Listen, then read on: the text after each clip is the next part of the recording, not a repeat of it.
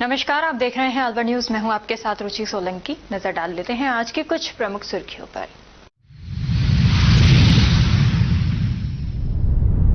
कोहरे के कारण केंट्रा और बस की हुई भीषण भिड़ंत, केंट्रा चालक की हुई मौत, 2 हुए घायल।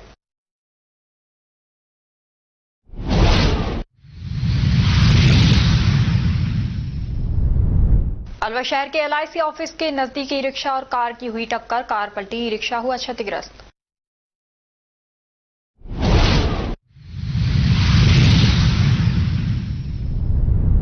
महिला के साथ हुआ सामूहिक दुष्कर्म, पीड़िता ने जहर खाकर किया आत्महत्या का प्रयास।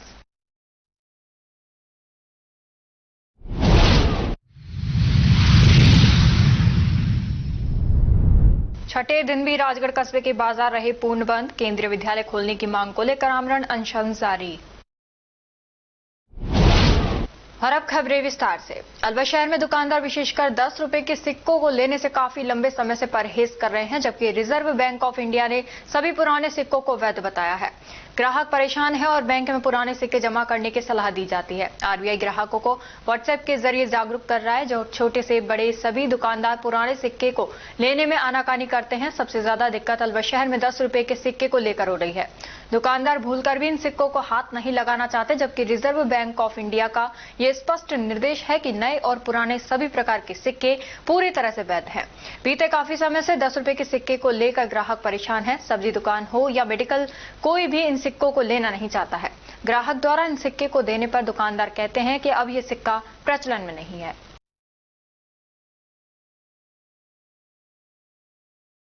खैरतल तिजारा अतिरिक्त जिला कलेक्टर शिवपाल जाट की अध्यक्षता में जिला सचिवालय खैरतल तिजारा में साप्ताहिक समीक्षा एवं जिला जल एवं स्वच्छता समिति की बैठक का आयोजन किया गया।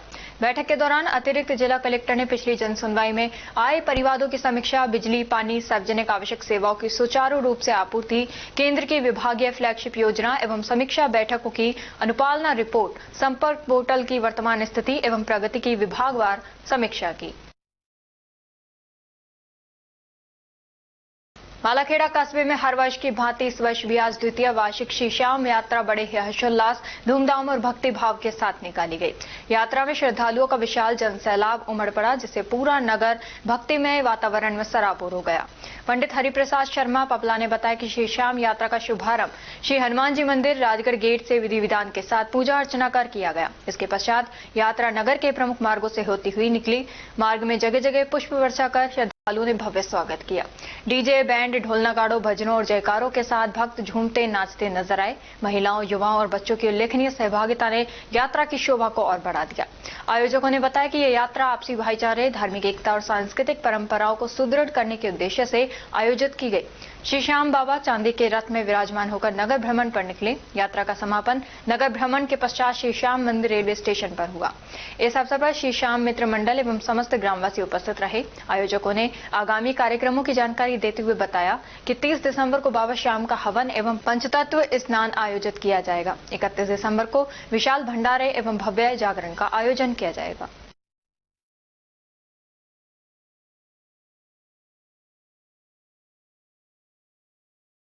और अब खबरों में वक्त हो चला है एक छोटे से ब्रेक का। ब्रेक के बाद जल्द लौटेंगे, तब तक आप बने रहिए अलवर न्यूज के साथ। पोथी कलम प्ले स्कूल, जी हाँ, प्ले स्कूल, जहाँ से बच्चों के उज्जवल भविष्य की शुरुआत होती है, जहाँ पर न सिर्फ शिक्षा बल्कि संस्कारों के साथ साथ बच्चों के संपूर्ण विकास को बढ़ावा दिया जाता है, जहाँ बच्चों के छोटे मन को आकार देने के लिए कुछ प्ले ग्रुप एक्टिविटीज जैसे alphabets recognition, number recognition, oral counting, basic GK, drawing basic strokes, colouring, crafting, rhymes with action जैसे एक्टिविटीज बच्चों को करवाए जाते हैं, जहां एक्टिविटीज के साथ साथ बच्चों के खाने पीने से लेकर रेस्ट रूम तक की सभी सुविधाएं उपलब्ध हैं, जिन पर पूरी तरह ध्यान दिया जाता है। अपने बच्चों के सर्वांगीण विकास हेतु अभिभावक एक बार विजिट जरूर करें। Pothi Kalam play school, A10 Lakshmi Nagar, Alwar. Contact number 8690512287। Break के बाद आपका स्वागत है। बढ़ते हैं अगली खबर की ओर। सर्वोच्च न्यायालय द्वारा अरावली पर्वतमाला पर 20 नवंबर को की गई परिभाषा पर सर्वोच्च न्यायालय के चीफ जस्टिस सूर्यकांत मिश्रा की खंडपीठ के द्वारा रोक लगा दी गई है। सर्वोच्च न्यायालय द्वारा अरावली की नई परिभाषा पर रोक लगाते हुए अगली सुनवाई 21 जनवरी मुकर्रर की गई है। सर्वोच्च न्यायालय के फैसले पर कांग्रेस के कार्यकर्ताओं ने नगली सर्किल पर एकत्रित होकर भाजपा के खिलाफ नारे लगाकर एक दूसरे को मिठाई खिलाकर खुशी जाहिर की। बोलो भर्तृ बाबा की जय। कांग्रेस पार्टी जिंदाबाद, कांग्रेस पार्टी जिंदाबाद। आज सुप्रीम कोर्ट का जो आदेश है, दिन में करीब 12-12:15 बजे करीब सुप्रीम कोर्ट ने एक आदेश दिया, जो कि 20 नवंबर को जो आदेश था सुप्रीम कोर्ट का, सरकार ने जो एक नोटिफिकेशन या सरकार ने एक जवाब पेश किया था, उसके अंदर उन्होंने अरावली को 100 मीटर की जो ऊंचाई थी उसको माना था और सुप्रीम कोर्ट में कोई किसी प्रकार की उन्होंने बहस न करके और सुप्रीम कोर्ट से तथ्यों को छुपा के उन्होंने उसको उस दिन मंजूर करवा लिया था। जब लोगों को पता चला, जन भावना को जब पता चला, जन भावना चार प्रदेशों की, आप देखिए दिल्ली, हरियाणा, राजस्थान और गुजरात, पूरी जनता रोड पे आ गई, सड़क पे आ गई। हर आदमी के मन में एक भावना आ गई कि अरावली कैसे बचाई जाए। हमने 27 तारीख को कांग्रेस पार्टी ने एक प्रदेश व्यापी एक आंदोलन किया, जिसमें अलवर में भी एक बहुत बड़ा आंदोलन हुआ और उस आंदोलन में हजारों की संख्या में पब्लिक सड़कों पे उतरी और अरावली का घेराव किया। हमारे माननीय प्रदेश अध्यक्ष गोविंद सिंह डोटासरा जी, हमारे जो AICC के हमारे महासचिव हैं, हमारे अलवर के जो नेता हैं माननीय भंवर जितेंद्र सिंह जी, हमारे टीकाराम जूली जी, हमारे सभी सम्मानीय नेता, हमारे यहाँ की आम जनता, NGO, सोसाइटी, सबने मिलके एक बहुत बड़ा आंदोलन किया और मैं समझता हूँ कि वो आंदोलन की गूंज है वो दिल्ली तक पहुंची। दिल्ली में जो सोशलिस्ट जो होते हैं, वर्कर्स होते हैं, उन्होंने इस आंदोलन को, जो राजस्थान, गुजरात, हरियाणा और सब जगह जो आंदोलन हुए थे, अखबारों के माध्यम से, टीवी के माध्यम से, चैनल्स के माध्यम से सुप्रीम कोर्ट के वहां पहुंची। सुप्रीम कोर्ट ने स्वयं प्रसंज्ञान लेकर इस मामले को इन्होंने आज पे रखा और जो आज उन्होंने एक आदेश दिया है कि चार राज्यों के जो मुख्य सचिव हैं उनको आदेश दिया है कि 21 जनवरी तक वो अरावली के ऊपर नया एक जो एक्सपर्ट है उनकी एक कमेटी बनाएगी और 21 जनवरी तक जवाब पेश करेगी कि इस अरावली को कैसे बचाया जाए। और जो इन्होंने जो पुराना नोटिफिकेशन था उसको इन्होंने स्टे कर दिया है और अब जो मुख्यमंत्री है भजन लाल शर्मा जी हैं, जो ये कहते हैं कि हम अरावली को बचाएंगे, अरावली के बारे में 1 इंच इसमें खुदाई नहीं होने देंगे, माइंस नहीं चलने देंगे, किसी तरह की कोई काम नहीं होने देंगे। अब माननीय भजन लाल शर्मा जी के ऊपर ये भार आ गया है और ये बताएं जनता को कि हम जो जवाब पेश करेंगे वो जवाब ये देंगे कि हम 1 इंच अरावली की जमीन पे खनन नहीं होने देंगे। आपको 21 तारीख को पता लग जाएगा कि सरकार की मंशा क्या है, क्या जवाब पेश करते हैं।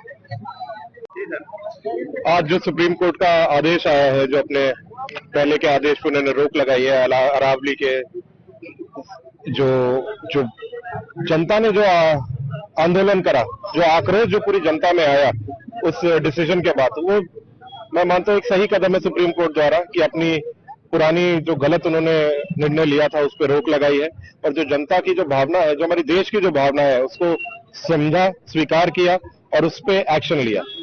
आज हमारे पास ये डिसीजन आया, लेकिन अब ये हमारा और पूरी जनता का कर्तव्य बनता है कि अब इस डिसीजन के बाद जो अवैध खनन जो चल रहा है, जैसे कि आप सब जानते हैं पिछले कई दिनों से फोटोज आ रही, वीडियोज आ रही है, डीग के क्षेत्र में, नौगांवा के क्षेत्र में ट्रैक्टर भर के जो डंपर जा रहे हैं, डंपर भर के जा रहे हैं, उसके खिलाफ भी हमको मुहिम चलानी है और ये हम लोगों को, जनता को, पार्टी को, हम सब ने ये अब ठान लिया है कि अरावली को हम बचा के रहेंगे। ये डिसीजन आया है, सर्वप्रिय है, बहुत अच्छी पहल है, लेकिन यहाँ नहीं रुकना है, आगे भी हमारा संघर्ष जारी रहेगा। जो दीमक की तरह हमारे अरावली को खोखला कर रहे हैं लोग, उनके खिलाफ भी हम कार्रवाई करेंगे, आगे आंदोलन करते रहेंगे। हमारे नेता आदरणीय भंवर साहब, आदरणीय जूली जी, आदरणीय डोटासरा जी के संज्ञान में लिया उन्होंने इस चीज को और हमने ऐतिहासिक परसों रैली भी बहुत अच्छी निकाली। ये सारी कोशिशों के बाद, जनता के आंदोलनों के बाद सरकार ने बात सुनी, डर गई, ये डर ही है और क्या हुआ है। जो डर ही और जो सुना और समझा और उसके बाद जो उन्होंने निर्णय वापस लेने का किया, बहुत ही सराहनीय है और आगे भी इनको हम ऐसी तत्पर रखेंगे। अरावली के साथ, हमारे पर्यावरण के साथ, हमारे देश के साथ कोई भी खिलवाड़ हम नहीं सहेंगे। बहुत बहुत धन्यवाद। सरकार, सर्वोच्च न्यायालय को मैं धन्यवाद देना चाहता हूं कि उन्होंने 20 नवंबर के खुद के आदेश को ही दोबारा रिव्यू किया है और खुद के आदेश को उन्होंने होल्ड करके, और सरकार की जो मंशा थी, सरकार ने आनंद फानन में जो गलत तरीके से सुप्रीम कोर्ट को भी गुमराह करने का जो प्रयास किया था, सुप्रीम कोर्ट ने सोमोटो कांग्रेस लेकर के आम जनता के संघर्ष की जीत की है और इस संघर्ष की जीत में अभी भी हमको आंख और कान खुले रख करके चौकन्ना रहना पड़ेगा। हो सकता है सरकार की मंशा अब सरकार को जो दिया है जीआईसी माध्यम से चारों सुप्रीम कोर्ट के और जो सीजीआई मतलब सीआई जिनके जो चीफ सेक्रेटरी की जो कमेटी बनेगी वो 21 तारीख को क्या अपना एफिडेविट पेश करती है, इनकी मंशा इसे साफ जाहिर हो जाएगी। ये सरकार 3 बार अपने खुद के कारनामों से पीछे हटी है और तीनों बार इन्होंने पीछे और हट करके अपनी भूखी खाई है, चाहे सीटीएस के मुद्दे पर हो, चाहे अपने अरावली के मुद्दे पर हो, चाहे पॉल्यूशन के मुद्दे पर हो। हर जगह ये पर्यावरण मंत्री फेल हुआ है और इससे साफ साबित हो गया कि ये निकम्मा नकारा सरकार है और इनके जो मंत्री महोदय हैं उनको वो आगे दिन कहते हैं कि गुमराह करते हैं, हम गुमराह नहीं कर रहे। अब साबित हो गया है कि आप जनता को गुमराह कर रहे थे और वो गुमराह साबित तो आपने कोर्ट के माध्यम से, सर्वोच्च न्यायालय के आदेश से साबित हो गया कि आप झूठ बोलते हो, पब्लिक में भी झूठ बोलते हो, जगह जगह जाके जो चैनलों पे अपने बाइट दे रहे थे और गलत तरह से गुमराह कर रहे थे कि हमने कोई गलती नहीं की है। हमारे माननीय मुख्यमंत्री जी कह रहे थे कि 1 इंच अरावली नहीं खुद रही है। अब उन पे बाहर आ गया है कि आज से ही आदेश सुप्रीम कोर्ट ने दिया है कि अरावली में कहीं खनन नहीं होना चाहिए। मैं आप लोगों के चैनल से माध्यम से कहना चाहता हूँ, अब आप बताएं कि कहाँ का अवैध खनन हो रहा है। अगर अवैध खनन हो रहा है तो सरकार की नाकामी और निकारापन साबित करेगा। रैनी थाना क्षेत्र में दिल्ली मुंबई एक्सप्रेस वे पर अलसुबह केंट्रा और बस की भिड़ंत हो गई। यह हादसा एक्सप्रेस वे के चैनल नंबर 147.7 पर हुआ, जिसमें केंट्रा चालक आसिफ निवासी अमरोहा उत्तर प्रदेश की मौके पर ही मौत हो गई, जबकि सलमान और बिलाल घायल हो गए। सूचना मिलने पर रैनी थाना पुलिस मौके पर पहुंची और मृतक चालक आसिफ के शव को रैनी अस्पताल के चीर घर में रखवाया। वहीं घायल सलमान और बिलाल को उपचार के लिए अस्पताल में भर्ती कराया गया है। तीनों ही अमरोहा उत्तर प्रदेश के निवासी बताए जा रहे हैं। प्रारंभिक जांच में घना कोहरा हादसे का प्रमुख कारण माना जा रहा है। हादसे की जानकारी मिलते ही पुलिस अधीक्षक अलवर भी मौके पर पहुंची और घटनास्थल का जायजा लिया। पुलिस ने क्षतिग्रस्त वाहनों को हटवाकर यातायात सुचारू कराया।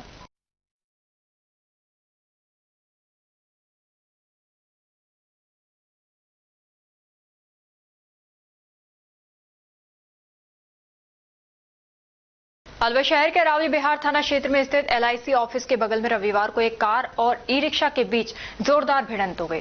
टक्कर इतनी तेज थी कि कार सड़क पर पलट गई, जिससे मौके पर ही अफरा तफरी मच गई।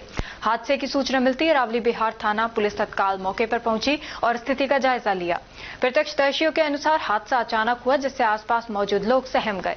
टक्कर के बाद कार पलटी हुई हालत में सड़क पर पड़ी थी, जबकि ई रिक्शा भी क्षतिग्रस्त हो गया। हालांकि राहत की बात यह रही कि प्रारंभिक जानकारी में किसी के घायल होने की पुष्टि नहीं हुई है। हादसे के बाद कुछ देर के लिए सड़क पर यातायात भी प्रभावित रहा, जिसे पुलिस ने नियंत्रित कराया। सूचना पर पुलिस टीम तुरंत घटनास्थल पर पहुंची, जहां कार पलटी हुई अवस्था में मिली। उन्होंने बताया कि फिलहाल ये पता लगाया जा रहा है कि कार किसकी है और हादसा किन परिस्थितियों में हुआ। पुलिस द्वारा दोनों वाहनों की स्थिति, सड़क की दशा और आसपास लगी सीसीटीवी कैमरों की जांच की जा रही है, ताकि दुर्घटना के वास्तविक कारणों का पता लगाया जा सके। सूचना मिली कि लेमिनेट होटल के सामने एक कार और ई रिक्शा में भिड़ंत हो गई। कार पलटी खा गई। ई रिक्शा के भी दोनों टायर जो हैं वो टूट गए। बाकी दोनों में से दोनों पक्षों में से किसी के कोई चोट नहीं आई है। जेसीबी मंगवा के कार को थाने पे खड़ी करवा रहे हैं और जेसीबी रिपोर्ट प्राप्त होगी, दर्ज करके कार्रवाई की जाएगी। तिजारा थाना क्षेत्र में 25 वर्षीय महिला ने सामूहिक दुष्कर्म से परेशान होकर जहर खाकर आत्महत्या का प्रयास किया। पीड़िता को गंभीर हालत में अलवर जिला अस्पताल में भर्ती कराया गया है, जहां उसका उपचार जारी है। महिला मूल रूप से फिरोजपुर झिरका थाना क्षेत्र की है। महिला ने अस्पताल में दिए गए बयान में बताया कि फिरोजपुर झिरका निवासी एक युवक आजाद उसे बहला फुसलाकर अपने साथ ले गया और तिजारा थाना क्षेत्र में ले आया। यहां आरोपी के 2 अन्य साथियों के साथ मिलकर महिला के साथ दुष्कर्म को अंजाम दिया। घटना के बाद मानसिक और शारीरिक रूप से टूट चुकी पीड़िता ने आरोपियों के घर पर ही जहर खा लिया। हालत बिगड़ने पर आरोपी उसे अलवर जिला अस्पताल भर्ती कराकर मौके से फरार हो गए। महिला की हालत गंभीर बताई जा रही थी, जिसके चलते तत्काल बयान और शिकायत दर्ज नहीं कराई जा सकी। फिलहाल पीड़िता की स्थिति में कुछ सुधार होने की बात कही जा रही है। एक वारिस बंदा है, पहले तो वो आयो वन के तेरा आदमी का सामान धरो है और तू आ ले जा। मैं आई कहा ने मैं फिरोजपुर में झटी में आ गई।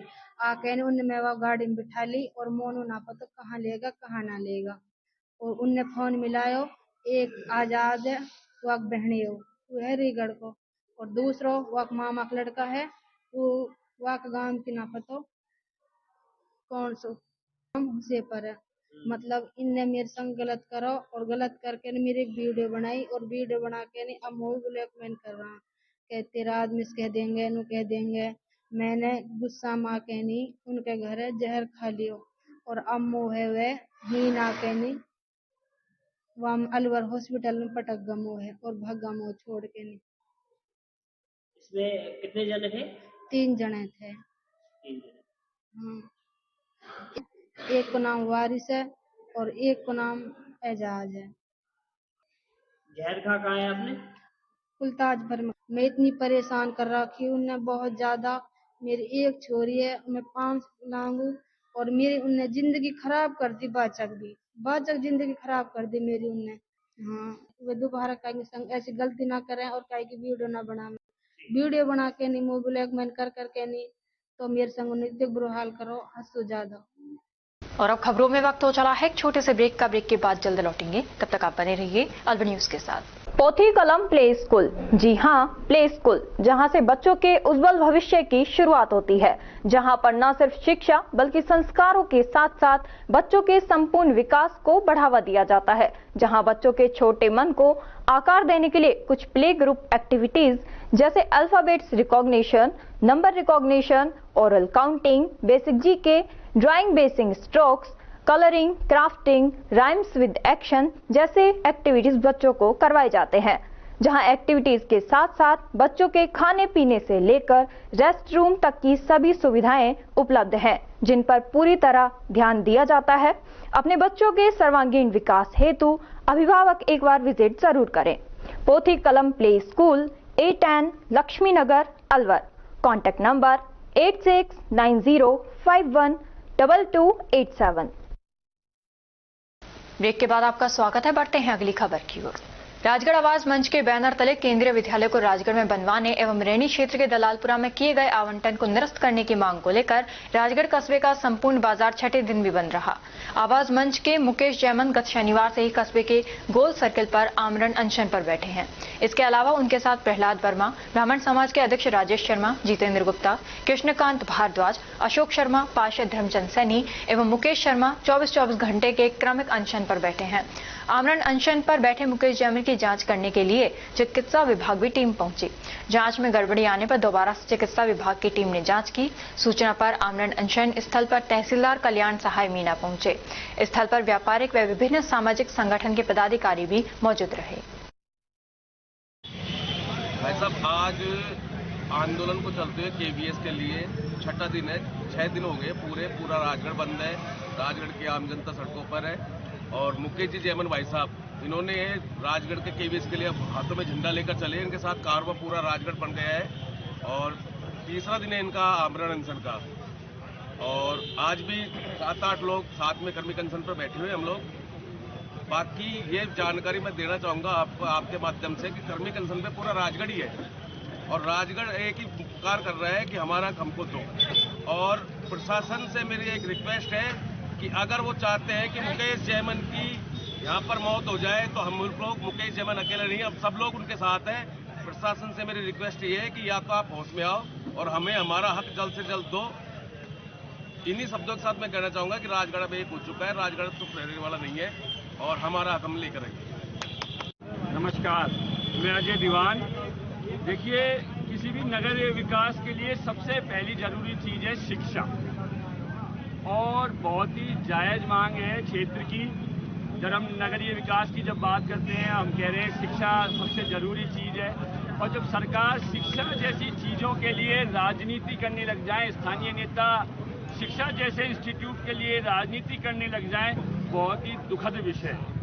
मैं तो सत्ताधारी उन सभी नेताओं से, जिम्मेदारों से, प्रशासनिक अधिकारियों से यही कहना चाहूँगा कि जायज़ मांग है। पूरा शहर 5 दिन से बंद है। छोटे से छोटा व्यापारी, बड़े से बड़ा व्यापारी इस मुहिम के साथ है। आगामी नगर पालिका चुनावों में हमने पिछली, मैं बीच में रोकना चाहूँगा, पहले भी हमने लंबे समय से भारतीय जनता पार्टी को क्षेत्र से जिताया है, क्योंकि अब भारतीय जनता पार्टी सत्ता में है और स्वाभाविक है कि मांग भारतीय जनता पार्टी से ही की जाएगी। तो मेरा तो हाथ जोड़ के निवेदन है सत्ता पे बैठे उन लोगों से कि हमारी जायज मांग को माने और ये 5 दिन से जो व्यापार काम धंधे बंद हैं कम से कम हम उनको खोल सकें। भाई साहब आमरण अनशन पे हैं, ये नहीं कर सकेंगे तो कोई और करेगा, हम पीछे हटने वाले नहीं हैं। धन्यवाद। मेरा नाम मनोज मिश्रा है। हमारा सभी से निवेदन है, ये जो हमारी जो लड़ाई है ये आम जनता की लड़ाई है और ये शिक्षा मंदिर हर तबके के लोग का हक है कि हम अच्छी से अच्छी शिक्षा लें। गरीब से गरीब आदमी भी अपने बच्चे को पढ़ाना चाहता है, सभी लोग पढ़ाना चाहते हैं। ये हमारे राजगढ़ की हत्या की जा रही है और सबसे बड़ी आश्चर्य की बात है कि ये राजगढ़ जो उपखंड है, राजगढ़ जो शहर है, आसपास के जो गांव है, ये सबसे बड़ी बात है कि ये बीजेपी वोटर्स है। ये हमेशा से बीजेपी पार्टी को सपोर्ट करते आए हैं ये लोग और उसके बावजूद बीजेपी पार्टी की सत्ता में राजस्थान में सरकार है, सेंट्रल के अंदर सरकार है, उसके बावजूद हम लोगों को यहाँ संघर्ष करना पड़ रहा है। पिछले 5 दिन से बाजार बंद है, हमारी कोई सुनने वाला नहीं है। क्या हम आम जनता क्या बेवकूफ है? हम लड़ किसके ले रही है? हम खाली शिक्षा के लिए लड़ रहे हैं। हम रोड पे, आम जनता रोड पे पड़ी हुई है। किसी राजनेता को, किसी सरकार के किसी नुमाइंदे को अभी तक छू तक नहीं रहेंगी है। ये बड़े दुर्भाग्य की बात है, कितने शर्म की बात है कि राजनेता अपना खुद का स्वार्थ देखने के लिए, अपने खुद निजी स्वार्थ के लिए, फायदे के लिए ये आम जनता का गला घोट रहे हैं। ये राजगढ़ क्षेत्र पुकारा है, राजगढ़ क्षेत्र पुकारा है और ये जब तक राजगढ़ में नहीं आएगा ये आंदोलन निरंतर चलता रहेगा, निरंतर चलता रहेगा। ये आवाज मंच, ये एक मंच नहीं है, ये पूरे राजगढ़ क्षेत्र की ताकत है। ये बन के रहेगा। नशे के खिलाफ कारोबार के खिलाफ पुलिस ने बड़ी कार्रवाई को अंजाम दिया है। हैरान करने वाला तथ्य ये सामने आया कि कहरानी औद्योगिक क्षेत्र में संचालित एपीएल फार्माकेम कंपनी मात्र 3 दिन पहले ही शुरू हुई थी और इतने कम समय में ही अवैध रूप से नशीली दवाइयों का निर्माण कर उन्हें बाजार में खपाने की तैयारी की जा रही थी। इससे पहले कि यह जहरीला कारोबार जड़ पकड़ता, भिवाड़ी फेज तृतीय थाना पुलिस ने एसओजी जयपुर और एटीएस गुजरात के साथ मिलकर इस पूरे नेटवर्क को बेनकाब कर दिया।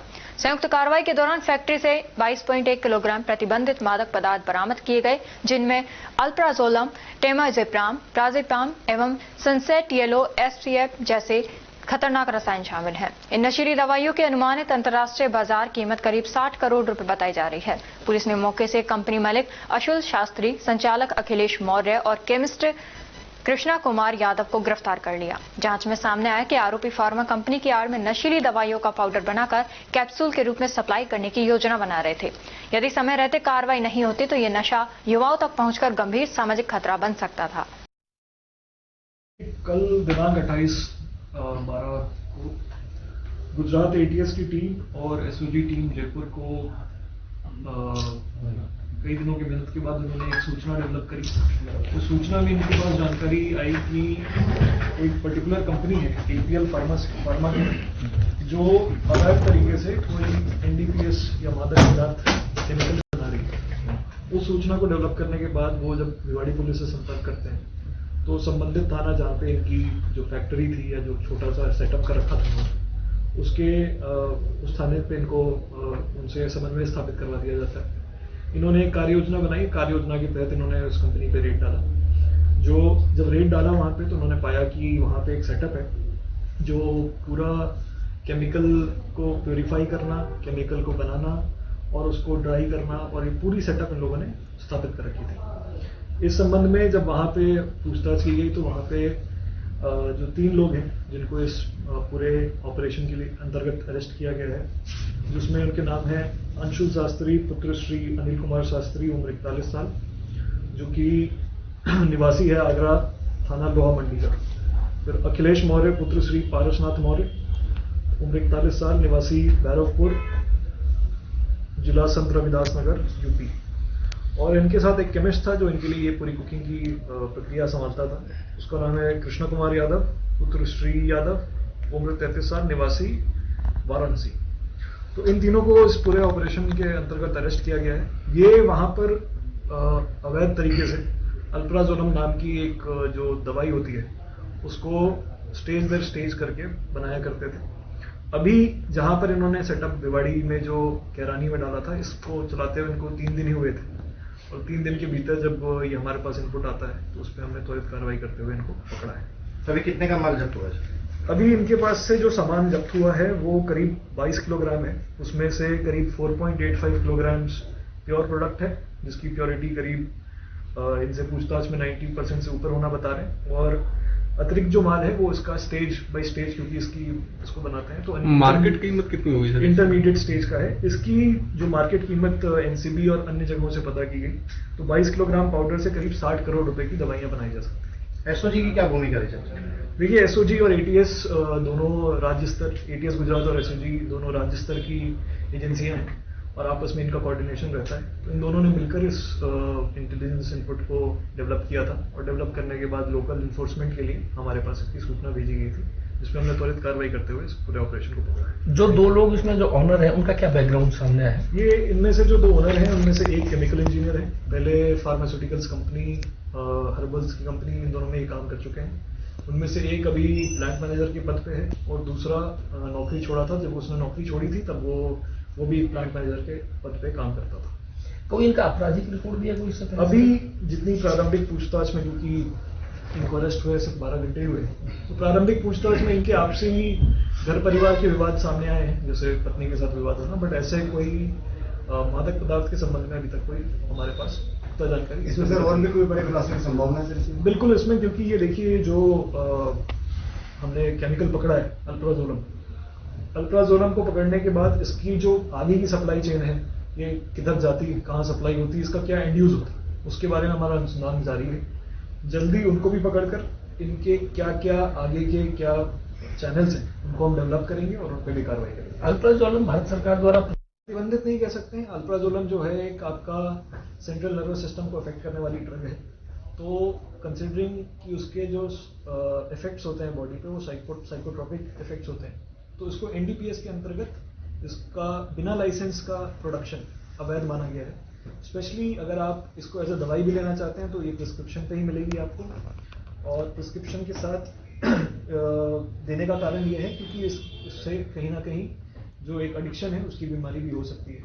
तो इस तरीके से आप कह सकते हैं, एक तरीके से इस पे कंट्रोल ड्रग है, प्रोहिबिटेड नहीं कंट्रोल ड्रग कह सकते हैं। सर, ये मामला कहीं ना कहीं आगरा से जुड़ा हुआ है ना? ये मामला आगरा से जुड़ गया कहीं ना कहीं। तो आगरा में मेरे संज्ञान में है कि बहुत आगरा थोक मंडी है सर दवाइयों की, और वहाँ बीते सालों में महीनों में लगातार नकली दवाइयाँ बड़े पैमाने पर पकड़ी जाती हैं सर, अरबों की। क्या उस मामले अभी देखिए, अभी तो एक पूछताछ शुरू हुई, हमारी अनुसंधान अभी से शुरू हुआ है। तो जहाँ जहाँ इनका नेटवर्क रहेगा, जहाँ जहाँ भी इनके सप्लाई चेन में लोग आएंगे या जो इनके व्हाट्सएप या अन्य तरह के कम्युनिकेशन चैनल से उनको हम खंगालेंगे, तो उसमें जो हमारे पास जानकारी आएगी उसको हम डेवलप करके, जो अगर संबंधित कहीं पे इनपुट डेवलप होता है तो वहाँ शेयर कर देंगे, और हमारे कार्य क्षेत्र में कहीं कुछ आता है तो बिल्कुल उस पर कार्य। पूछताछ में कहीं ये भी सामने आया कि 9 वर्ष का जो माहौल है बहुत नजदीक है, तो इस तरह की जो चीजें हैं जो बड़े जो शहरों में जो कार्यक्रम आयोजित होते हैं उनमें इस तरह के नशे की खेप का जो है वो बहुत बड़े स्तर पे खपत होती है, क्या उसमें भी कहीं भेजने की? इसमें जब हमने पूछा कि ये जो बैच आपने प्रिपेयर किया है तो ये बैच कौन और कब ले जाता है, तो ऐसा तो हमारे सामने नहीं आया कि नववर्ष संबंधित इन लोगों ने इस बैच को प्रिपेयर किया हो। और जिस तरह की बीमारी दवाई है उससे जनरली मतलब पार्टी ड्रग कहना तो मुश्किल ही है, पर हाँ ये साइकोट्रोपिक सब्सटेंस में आती है, तो अलग अलग एंड यूजर्स हैं इसके, अब इस तरीके से इस्तेमाल करेंगे, बट इसमें प्रथम दृष्टया तो ये नहीं आ रहा है कि नववर्ष पे इसका बेनिफिट। एक बड़ा सवाल ये भी है कि सर जो इनका जो कंप्लीट किया हुआ जो माल जाता था वो किस तरीके से जाता था, क्योंकि ये पाउच की तरह पैकिंग करते थे ऐसा जानकारी में आया, तो कैसे ये बाहर सप्लाई होता था, कैसे जाता था, किन के थ्रू जाता था? देखिए, एनाइड्रस पाउडर है, सफेद रंग का पाउडर होता है, तो पाउडर को ये यहाँ से वहाँ एक थैली में ले जाया करते थे। अब ये जो है कि इसके आगे की इसकी जो कड़ी है, वो जब हम जो आगे की कड़ी वाले लोग हैं उनको पकड़ेंगे तो उससे बिल्कुल आपको उनसे पूछताछ में जो आएगा आपके साथ शामिल करेंगे। भिवाड़ी में कितने दिन से चल रहा था? कैरानी के अलावा भी और कई जगह पर मैन्युफैक्चरिंग हो रही थी? देखिए, इनका जो सेटअप था, दोनों ने करीब अप्रैल में एक कंपनी इन्होंने रजिस्टर करी थी, और अप्रैल के बाद ज़मीन देते देते इनको करीब मई जून के करीब इन्होंने पहला जो सेटअप है वो स्टार्ट किया था। और इसके अतिरिक्त भी इन्होंने जो 2-ब्रोमो पेंटेन करके एक केमिकल होता है वो ये बनाया करते थे, वो भी बिना लाइसेंस के बना रहे थे ये। और उसके दौरान इनको एक सूचना मिलती है कि आप ये रेसिपी बनाओ। जो एक संबंधित व्यक्ति है उसने इनको ये रेसिपी जो है शेयर करी और अपना सेटअप इस्तेमाल करके उन्होंने उस रेसिपी को बनाया। और उस रेसिपी में जब ये बना रहे थे तो ये प्रोडक्ट जो है अल्प्राजोलम तैयार हुआ। तो अभी तक इन्होंने इसके पहले खुशखेड़ा में एक छोटी सी जगह को लेके वहाँ पे भी 1-2 बैचेस बनाए हैं। और जैसा इनके पूछताछ में आ रहा है कि वहाँ पे जब इनका काम बंद हो गया तो 1 महीने से इनका काम बंद था, फिर अब ये 3 दिन पहले यहाँ पे इन्होंने ये काम शुरू किया था। तो उसमें तीसरे दिन ही इनको सर मार्केट में खरीदने का अभी तक ये जैसा है कि पूछताछ में आया है करीब 2 बैचेस ये बता रहे हैं कि उन्होंने भेजा है। पहला ट्रायल बैच था, वो कम वेट का था। कीमत सर क्वांटिटी आप यही मान के चलो अभी तक ये 4-5 किलो फिनिश प्रोडक्ट जो है वो करते हैं। Thank you sir. सरिस्का बाघ अभयारण्य क्षेत्र स्थित कर्नाकाबा से निकट पर रोमांचक और चौंकाने वाला दृश्य सामने आया जब एक मगरमच्छ ने पानी में अटखेलियां करते हुए हिरण का शिकार किया। प्रत्यक्षदर्शियों के अनुसार एनीकट में एक मगरमच्छ पानी के भीतर आगे बढ़ रहा था, जबकि उसके पीछे एक हिरण पानी पार कर रही थी। जैसे ही हिरण मगरमच्छ के नजदीक पहुंचा, मगरमच्छ ने अचानक दिशा बदली और तेज गति से हमला कर हिरण को मगरमच्छ पानी की गहराई में ले गया। घटना के दौरान पर्यटक वीडियो बनाते नजर आए। गौरतलब रहे कि सरिस्का अभयारण्य क्षेत्र के कर्नाकाबास एनीकट में मगरमच्छों का डेरा है।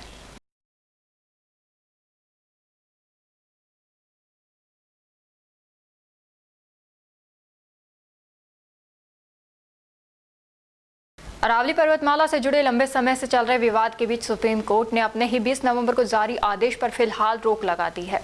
अदालत ने स्पष्ट किया है कि अगली सुनवाई 21 जनवरी को होगी और तब तक अरावली क्षेत्र में किसी भी प्रकार का खनन नहीं किया जाएगा। सुप्रीम कोर्ट ने इस मामले की गहन जांच के लिए एक एक्सपर्ट कमेटी गठित करने के निर्देश दिए हैं। ये कमेटी मौजूदा विशेषज्ञ समिति की रिपोर्ट का विस्तृत विश्लेषण करेगी और उसके बाद संबंधित मुद्दों पर अदालत को सुझाव देगी। अदालत ने केंद्र सरकार के साथ साथ अरावली से जुड़े 4 राज्यों राजस्थान, गुजरात, दिल्ली और हरियाणा को भी नोटिस जारी कर इस मामले में अपनी प्रतिक्रिया मांगी है। सोमवार को मुख्य न्यायाधीश सूर्यकांत की अध्यक्षता वाली पीठ, जिसमें न्यायमूर्ति जे.के. महेश्वरी और न्यायमूर्ति ए.जी. मसीह शामिल थे, ने अरावली मामले की सुनवाई की। सुनवाई के दौरान सीजेआई सूर्यकांत ने निर्देश दिया कि विशेषज्ञ समिति की सिफारिशें और उन पर सुप्रीम कोर्ट की ओर से की गई आगे की टिप्पणियां फिलहाल स्थगित रहेंगी। अदालत ने साफ किया कि अगली सुनवाई तक इन सिफारिशों को लागू नहीं किया जाएगा। उल्लेखनीय है कि सिफारिशों में से एक में ये प्रस्ताव भी शामिल है कि केवल 100 मीटर से ऊंची पहाड़ियों को ही अरावली पर्वतमाला माना जाए। अब इस अहम मुद्दे पर अंतिम निर्णय अगली सुनवाई के बाद ही लिया जाएगा।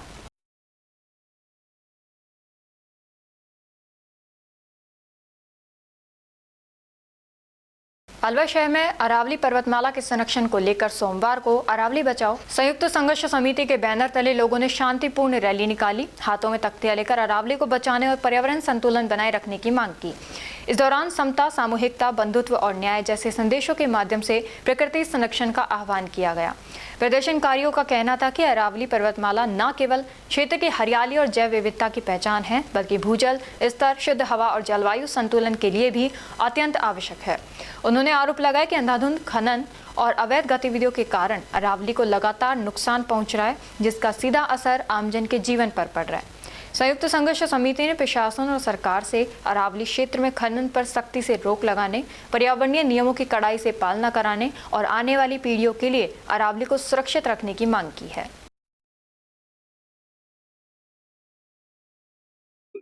देखिए, रैली के रूप में तो अब यहाँ से नगली सर्किल तक जाएंगे। वहां से हमारा एक प्रतिनिधि मंडल जो है वो सचिवालय जाकर के ज्ञापन सौंपेगा और ये अरावली को लेकर के जो अरावली पर ये सारे फैसले आए हैं वो सारे फैसले जनहित में नहीं है। इसलिए उन फैसलों को सरकार और सुप्रीम कोर्ट तुरंत शीघ्र से शीघ्र उसको वापस ले। अगर उसको वापस नहीं लिया गया, यदि किसी प्रकार की अनहोनी होती है, किसी प्रकार की हानि होती है, तो उसके लिए सरकार जिम्मेदार होगी। ये हम ज्ञापन में दे रहे हैं। क्या नाम है आपका? मेरा नाम वीरेंद्र सिंह क्रांतिकारी।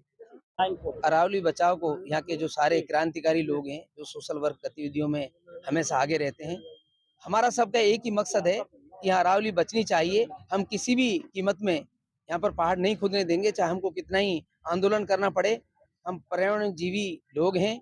अगर यहाँ पर्वतमाला या अरावली पर्वतमाला की खुदाई हुई और यहाँ पे पट्टे मिल गए तो आप रेगिस्तान उड़ेगा। जैसे दिल्ली में लोगों को सांस लेना भारी हुआ पड़ा है, यहाँ भी वही धूल मिट्टियां उड़ेंगी। इसलिए हम किसी भी कीमत में पर्वतमाला को नहीं कूदने देंगे। सरकार इस फैसले को वापस ले तो अच्छा होगा, नहीं जनता में बहुत ज्यादा जन आक्रोश पैदा होगा। मेरा नाम फकरुद्दीन, सामाजिक कार्यकर्ता अलवर। अरावली बचाने का हमारा ये संघर्ष जारी है और यह संघर्ष न सिर्फ हमारे अलवर में हो रहा है बल्कि जितने भी अरावलियों का क्षेत्र है, चाहे राजस्थान हो, हरियाणा हो, गुजरात हो, जो भी है उन सब में ये जारी है। क्योंकि सबसे बड़ी बात है कि मानव जीवन ही, अरावली को अगर खत्म कर दिया गया तो मानव जीवन ही खत्म होने की तरफ बढ़ता है। जितनी सुविधाएं प्रकृति की ओर से हमारे जीवन को संतुलन बनाने के लिए, संतुलित करने के लिए, पानी हो, हवा हो, जो भी हो, ईंधन हो और पशु पक्षियों का जीवन हो, तमाम चीजें हमको मिल रही हैं। हम समझते हैं कि सुप्रीम कोर्ट आज जो विचार कर रहा है, जो आज संज्ञान सुन लिया है, उसका हम स्वागत करते हैं और ये आशा करते हैं कि वो जनहित में, राष्ट्र हित में, अरावली बचाने के लिए अपनी चीज को समझेंगे, हमारे हित में कुछ फैसला करेंगे। वरना अगर ऐसा नहीं हुआ तो देश के अंदर, हमारे तमाम चीजों के अंदर ये खनन के खिलाफ, पहाड़ों के खत्म होने के खिलाफ हम लोग लगातार संघर्ष करेंगे और तब तक करेंगे जब तक हमें मानव जीवन को सुरक्षित करने के लिए हमें इस चीज का जो वापस कानून ना हो जाए। क्या नाम आपका? मेरा नाम राजकुमार बख्शी है, मैं मजदूर संगठन से हूँ। और अब खबरों में बस इतना ही। कल आपसे फिर मुलाकात होगी कुछ ऐसी ही नई खबरों के साथ। तब तक आप जुड़े रहिए अलवर न्यूज़ के साथ। नमस्कार।